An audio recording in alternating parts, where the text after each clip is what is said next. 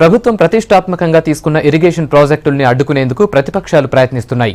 Green ట్రైబ్యునల్ను ఆశ్రయించి ప్రాజెక్టుల నిర్మాణాల్ని ఆపేందుకు కుట్ర చేస్తున్నాయి. ఇప్పటికే పాలమూరు రంగారెడ్డి ప్రాజెక్టు నిర్మాణంపై గ్రీన్ ట్రైబ్యునల్ నుంచి ఓ నాయకుడు స్టే తెచ్చాడు.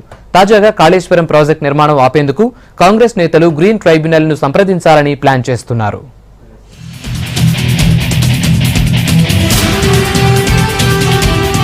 టీఆర్ఎస్ ప్రభుత్వం అధికారంలోకి వచ్చినప్పటి నుంచి ఇరిగేషన్ ప్రాజెక్టులకు ప్రాధాన్యత ఇస్తోంది. ఉమ్మడి పాలకుల హయాంలో తెలంగాణ ప్రాజెక్టులపై జరిగిన నిర్లక్ష్యాన్ని, నష్టాన్ని పూడ్చేందుకు కృషి చేస్తోంది. అధికారంలోకి రాగానే కృష్ణా గోదావరి జలాల నుంచి రాష్ట్రానికి రావాల్సిన వాటాను పూర్తి స్థాయిలో వాడుకునేందుకు కొత్త ప్రాజెక్టులని డిజైన్ చేయించారు ముఖ్యమంత్రి కేసీఆర్. ప్రతి నియోజకవర్గంలో 1,00,000 ఎకరాల సాగు భూమికి నీళ్లు ఇస్తామని పదే పదే చెప్పిన సీఎం ఆ హామీ నిలబెట్టుకునేందుకు 2 భారీ ఇరిగేషన్ ప్రాజెక్టులకు రూపకల్పన చేయించారు. గోదావరి నీళ్లని వినియోగించుకునేందుకు కాళేశ్వరం ప్రాజెక్టు, కృష్ణా జలాలపై శ్రీశైలం బ్యాక్ వాటర్ ఆధారంగా పాలమూరు రంగారెడ్డి ప్రాజెక్టుల నిర్మాణాన్ని ప్రారంభించారు.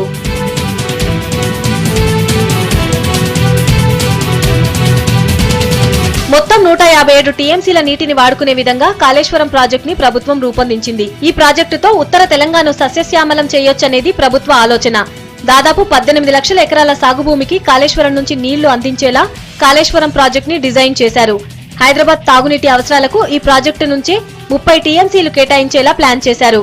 గ్రామీణ ప్రాంతాల్లో తాగునీటికి 10 టీఎంసీలు, పరిశ్రమల అవసరాలకు 16 టీఎంసీల నీటిని కేటాయించారు. గోదావరి నదిపై ప్రాజెక్టుల నిర్మాణానికి చాలా కాలంగా అడ్డం పడుతున్న మహారాష్ట్ర ప్రభుత్వాన్ని ఒప్పించి మరీ ఇదే ఏడాది మే 2న కాళేశ్వరం ప్రాజెక్టుకు సీఎం కేసీఆర్ భూమి పూజ, శంకుస్థాపన చేశారు. అయితే ప్రాణహిత ప్రాజెక్టునే నిర్మించాలని ఆందోళన చేస్తున్న కాంగ్రెస్ నేతలు కాళేశ్వరం ప్రాజెక్టు నిర్మాణం ఆగిపోయేలా గ్రీన్ ట్రిబ్యునల్ నుంచి స్టే తెచ్చేందుకు ప్రయత్నం చేస్తున్నారు.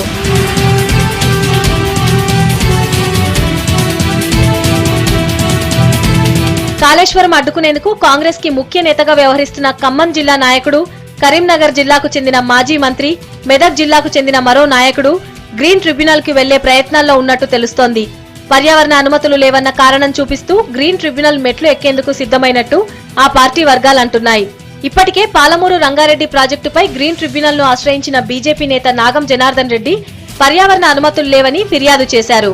దీంతో పాలమూరు రంగారెడ్డి ప్రాజెక్టు నిర్మాణంపై ట్రిబ్యునల్ స్టే ఇచ్చింది.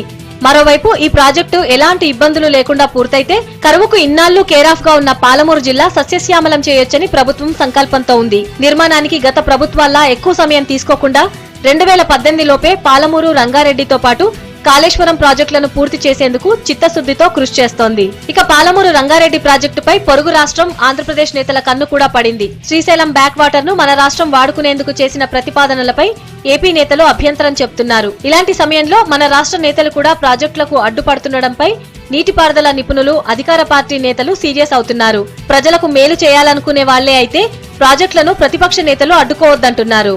ప్రాజెక్టులు పూర్తి కావద్దు, ప్రజలకు నీళ్లు రావద్దు, టీఆర్ఎస్ పార్టీకి, కేసీఆర్ గారికి మంచి పేరు రావద్దని ఇవాళ కాంగ్రెస్ పార్టీ ప్రాజెక్టులను అడ్డుకుంటా ఉన్నది. వాళ్ళు ఉండగానే ఒక్క ఎకరానికి నీళ్లు ఇయ్యరట.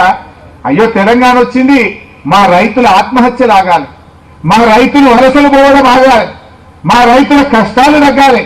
ఇవాళ ప్రాజెక్టు కట్టుకుంటామంటే కోర్టులలో కేసులేసి రైతుల్ని రెచ్చగొట్టి ధర్నాలు పెట్టి పాదయాత్రలు పెట్టి నిరాహార దీక్షలు పెట్టి చచ్చిపోయిన మీద కేసులు వేసుకుంటా ఇవాళ ప్రాజెక్టు కట్టకుండా ఆపుతున్నారు. ప్రాజెక్టులను అడ్డుకునేందుకు ప్రయత్నిస్తున్న విపక్షాల తీరుపై రాష్ట్ర వ్యాప్తంగా ఆగ్రహం వ్యక్తం అవుతోంది.